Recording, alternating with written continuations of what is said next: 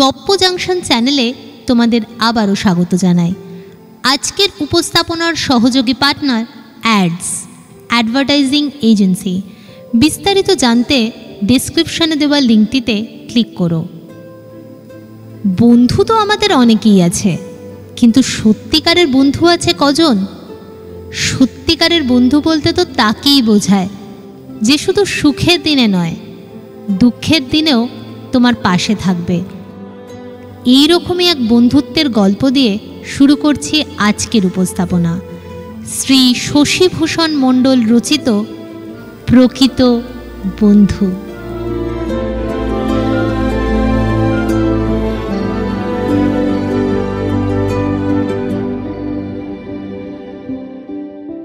গাঁয়ের দুজন যুবক, প্রাণবন্ধু আর জগবন্ধু। নামের মিল দেখেই মনে হয় তারা দুই সহোদর বুঝি, কিন্তু তা নয়। তবে তারা পরস্পরের সহোদর ভাই না হলেও তারা ছিল প্রকৃত বন্ধু, যে বন্ধুত্ব ছিল ভ্রাতৃত্বের চেয়েও ঢের বেশি। একসঙ্গে তারা খেলাধুলো করে, গ্রীষ্মের দুপুরে পরের গাছের আম পেড়ে কাঁচা নুন দিয়ে খায়, আবার পাঠশালা পালিয়ে পদ্মদিঘিতে শালুক তোলে। কখনো বা গ্রীষ্মের ঝড়ে আম কুড়িয়ে বা বল খেলায় হেরে মারামারি করে, কিংবা রাতে গুরুজনদের লুকিয়ে যাত্রা শুনে, এরকম ধারার কত শত কীর্তিকলাপের মধ্যে দিয়ে তাদের শৈশব কৈশোর কাটিয়ে তারা এখন এসে পা দিয়েছে যৌবনে। দুজনের বন্ধুত্ব দিনকে দিন গাঢ় থেকে গাঢ়তর হয়েছে। একটু আধটু মান অভিমান যে হয়নি এমনটা নয়, কিন্তু তবে তারা সঙ্গে সঙ্গে তা মিটিয়ে নিয়েছে। আজ তারা সংসারী, দুজনেই বিবাহিত, সন্তানের পিতা। উপজীবিকা হিসাবে তারা তরিতরকারির ব্যবসা করে। দুপুরের পরে কাছে বা দূরের গ্রামের হাট কিংবা বাজার থেকে কিংবা লোকের বাড়ি ঘুরে ঘুরে তারা বিভিন্ন রকমের তরিতরকারি সংগ্রহ করে, তারপর নিজ নিজ ঝাঁকাতে তা ভর্তি করে। তারপর সেই ঝাঁকা মাথায় নিয়ে তারা নিয়মিত একই সঙ্গে ক্যানিং লাইনের কলকাতাগামী প্রথম ট্রেন, যেটা কিনা চম্পাহাটি স্টেশন থেকে সকাল 5:18 ছাড়ে, সেই ট্রেনে করে আসে কলকাতায়। তারপর বৈঠকখানা বাজারে তাদের নির্দিষ্ট জায়গায় বসে তরিতরকারি বিক্রি করে, আর বিক্রি শেষে এমনভাবেই তারা দুজনে একই সঙ্গে 10টা ট্রেন চেপে বাড়ি ফিরে যায়।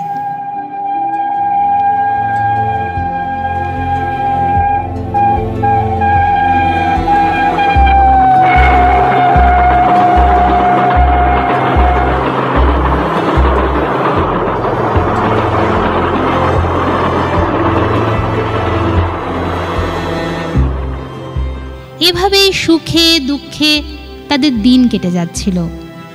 একদিন দুজনেই তরকারির বোঝা নিয়ে চলে আসে বৈঠকখানা বাজারে। জগবন্ধুর তরকারি আজ অনেক তাড়াতাড়ি বিক্রি হয়ে গেছে, কিন্তু প্রাণবন্ধুর তখনও হয়নি। এদিকে ট্রেনেরও সময় হয়ে যাচ্ছে, তাই জগবন্ধু বলল, হ্যাঁ, আমি এই ট্রেনে চলে যাব, না তোর জন্য অপেক্ষা করব? তার উত্তরে প্রাণবন্ধু বলল, না রে, তুই এই ট্রেনে বাড়ি চলে যা। আমার মনে হচ্ছে আজ দেরি হবে, বুঝলি। তাছাড়া খবর পেলাম শাশুড়ির বড় অসুখ। আমি যদি 12:05 ট্রেনে না ফিরি তো বাড়িতে একটু বলে দিস তো যে আমি শ্বশুর বাড়ি গেছি, কেমন? তারা যেন আমার জন্য চিন্তা না করে। জগবন্ধু বাড়ি চলে গেল।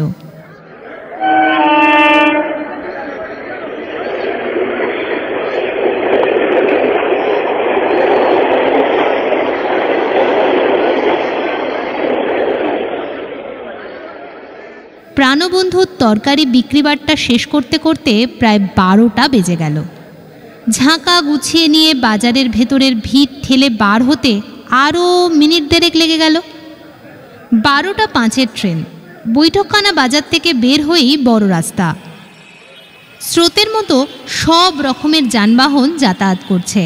শিয়ালদা মেন স্টেশনের ঘড়ির দিকে চেয়ে দেখল তখন 12:02 হয়েছে। সে রাস্তার দিকে লক্ষ্য করে দেখল যে একটা মাল বোঝাই লরি অত্যন্ত ধীর গতিতে আসছে। একটু ছুটে গেলেই হয়তো লরিটা তার কাছে পৌঁছবার আগেই সে রাস্তা পার হয়ে যেতে পারবে। তাই সে ঝাঁকাটাকে মাথায় নিয়ে দিল জোরে ছুট। কিন্তু সে জানতেও পারল না যে তার প্রাণ হন্তাকারক ট্যাক্সিটা কখন লরিটাকে অতিক্রম করার জন্য দ্রুত দৌড় দিয়েছে। রাস্তা পার হয় ঠিক এমন সময় সেই ট্যাক্সিটা প্রাণবন্ধুর ওপর ঝাঁপিয়ে পড়ল।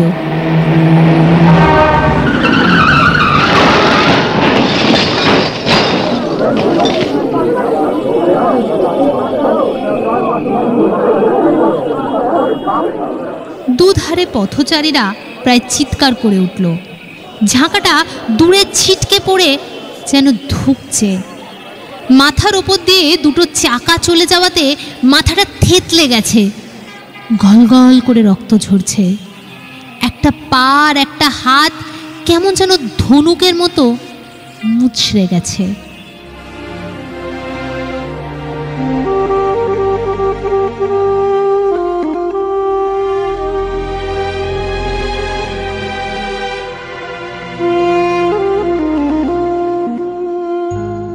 এরপর যা হবার তাই হলো। জনতাদের মধ্যে থেকেই একজন সহৃদয় ব্যক্তি এগিয়ে এসে তাকে নিয়ে গিয়ে নীলরতন সরকার হাসপাতালের এমার্জেন্সি বিভাগে ভর্তি করালো। কিন্তু কিছুই হলো না। গরিবের প্রাণ রাত 11টায় শেষ হয়ে গেল। সেই সঙ্গে এক অখ্যাত গায়ের এক দুস্থ পরিবারের বুকে নেমে এলো অন্ধকার হাহাকার।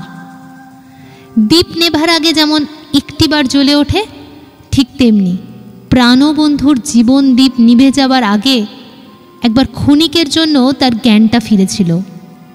সে বলতে পেরেছিল তার নাম, তার ধাম আর তার প্রাণের চেয়ে প্রিয় বন্ধুর নাম। সে চেয়েছিল জল, আর সকলের মুখের দিকে তাকিয়ে দেখেছিল তাদের মধ্যে তার বন্ধু আছে কিনা।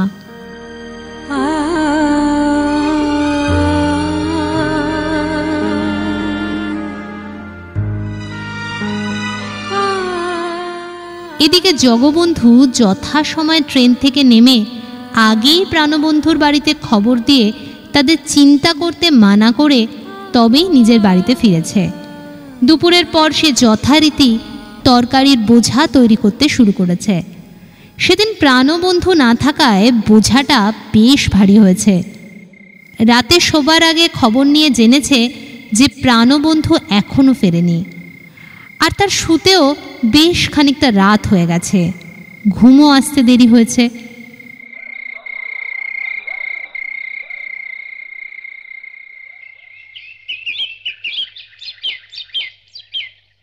এদিকে শীতের দিন। ট্রেনটা বেশ রাত থাকতেই চম্পাহাটি স্টেশনে আসে আর ছেড়েও যায়। জগবন্ধুর সেদিন ঘুম থেকে উঠতে বেশ খানিকটা দেরি হওয়ায় সে তাড়াতাড়ি বোঝাটাকে নিয়ে স্টেশনের দিকে এসছে। রাস্তার পাশে একটা ঝাঁকড়া বটগাছ, আর তার তলাতে আসতেই পেছন থেকে প্রাণবন্ধুর গলা সে শুনতে পেল। কিরে, এত তাড়াতাড়ি যাচ্ছিস কেন? কিরে, তুই কখন ফিরলি? আমি শেষ ট্রেনে রাত 11টায় ফিরেছি। তুই তাড়াতাড়ি যাসনি। এ ট্রেনে তোর যাওয়া হবে না, বিপদ আছে। আরে ধুর, বিপদ আবার কিসের? আর তাছাড়া এ ট্রেনে না গেলে মাল বিক্রি করে ফিরবো কখন আমি? এ ট্রেনে আমাকে যেতেই হবে। আরে যাবি তো, যাবি। তোর বোঝাটা তো দেখছি বড় ভারী হয়েছে, একটু বসে জিরিয়ে নে। সত্যি জগবন্ধু আর পারছিল না। তবে ধর, বোঝাটা নামাই। জগবন্ধু বোঝা নামালো, কিন্তু সে কাউকেই দেখতে পেল না। সে মনে মনে ভাবল এই ঘন কুয়াশার জন্যই বোধহয় প্রাণবন্ধুকে দেখা যাচ্ছে না। এমন সময় ভোরের ট্রেনটা চম্পাহাটি স্টেশন ছাড়ার সময় হয়ে গেল।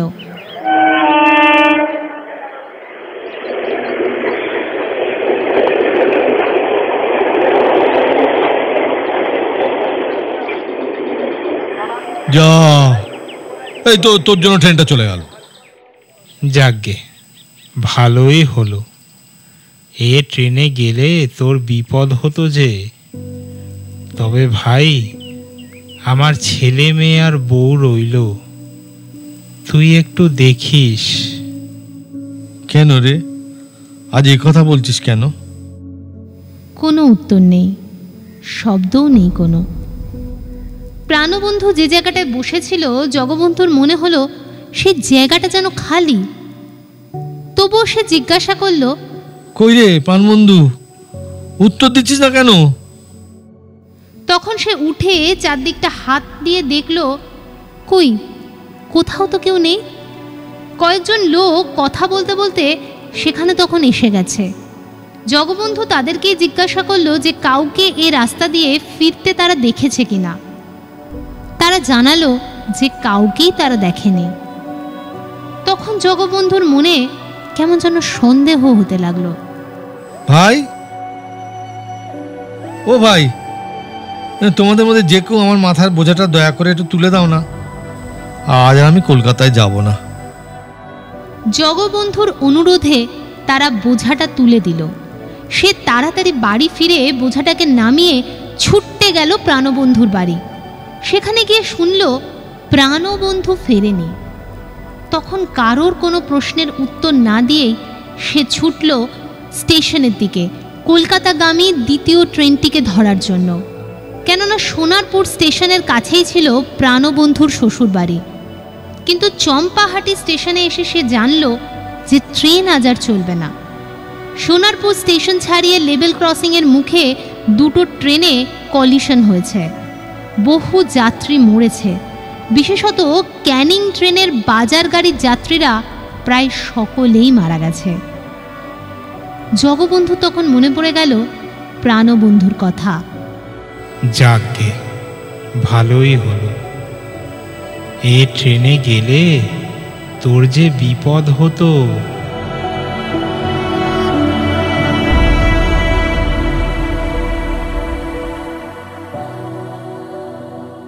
রেললাইন ধরে জগবন্ধু ছুটতে লাগলো সোনারপুরের দিকে। বহু লোক আসছে আর বহু লোক যাচ্ছে রেল দুর্ঘটনাটাকে নিজের চোখে দেখার জন্য। সবার মুখে কে মরেছে, কে বেঁচে গেছে, শুধু এই সব কথা। কিন্তু জগবন্ধুর সেসব দিকে কান নেই, তার কোনো লক্ষ্যও নেই সেদিকে। সে শুধু ছুটে চলেছে আর অবিরাম ছুটে চলেছে। প্রায় 5 মাইল ছুটে সে হঠাৎ এসে পৌঁছালো সোনারপুর স্টেশনে, একেবারে প্রাণবন্ধুর শ্বশুরবাড়ির দরজার সামনে। সেখানে এসে সে জানতে পারল যে প্রাণবন্ধু এখানেও আসেনি। কারোর কৌতূহলের কোনো উত্তর না দিয়ে সে আবার ছুটল সোনারপুর স্টেশন পেরিয়ে রাজপুর বাজারের দিকে। সোনারপুর স্টেশন পার হওয়ার সময় লক্ষ্য পড়ল দুর্ঘটনায় বিধ্বস্ত ট্রেনটার দিকে। দেখল জনা কয়েক ব্যাপারীর দেহ ইঞ্জিনের সঙ্গে লেপ্টে গেছে। শিউরে উঠল জগবন্ধু, গায়ের লোমগুলো তার খাড়া হয়ে উঠেছে। সময় নেই, তার কাছে সময় নেই এসব দেখবার।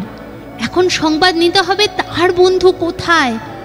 সারা রাস্তা ছুটে ছুটে এসে রাজপুত থেকে সে কলকাতাগামী বাসে চাপল।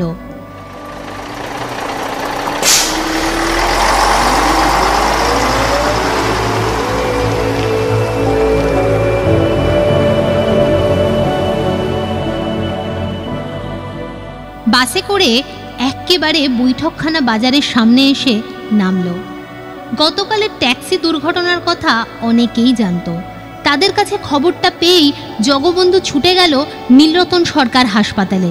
আর সেখানে গিয়ে শুনল গত রাত্রে 11টায় প্রাণের বন্ধু প্রাণবন্ধু, বন্ধু বৎসল তার প্রাণটা শেষ করে ফেলেছে।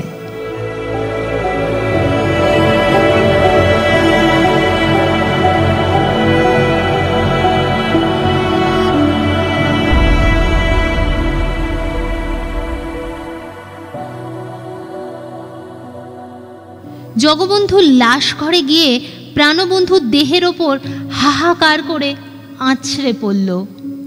তার দু চোখ দিয়ে নেমে এলো শ্রাবণের ধারা। পাগলের মতো প্রাণবন্ধুর মরা দেহটাকে জড়িয়ে ধরে বিড়বিড় করে জগবন্ধু বলল, বন্ধু, তুই মরে গিয়েও প্রেত রূপে আমার কাছে গিয়ে আমাকে রাস্তায় আটকে দিয়ে ট্রেন ফেল করিয়ে আমার জীবন রক্ষা করেছিস। জীবদেহ মরদেহ উভয় অবস্থাতেই তুমি আমার বন্ধুত্ব দেখিয়ে গেলে। সত্যিই তুমি আমার প্রাণের বন্ধু। তোমার প্রাণ বন্ধুর নাম সার্থক হয়েছে। তবে তুমি যদি এখনো প্রেতরূপে আমার কাছাকাছি থাকো তো শুনে যাও, তোমার শেষ কথা আমি রাখবো। আমার ছেলেমেয়েরাও যদি একবেলা এক মুঠো খেতে পায় তো তোমার ছেলেমেয়েরাও খেতে পাবে।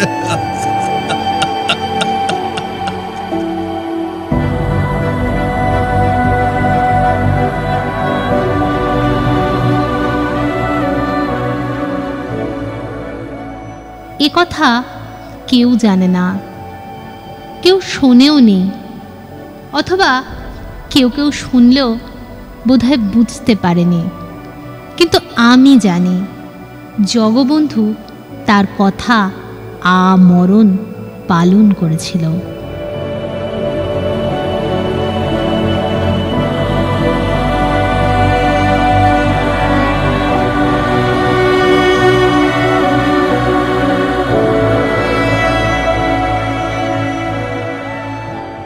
আশা করি আজকের গল্পটা তোমাদের ভালো লেগেছে।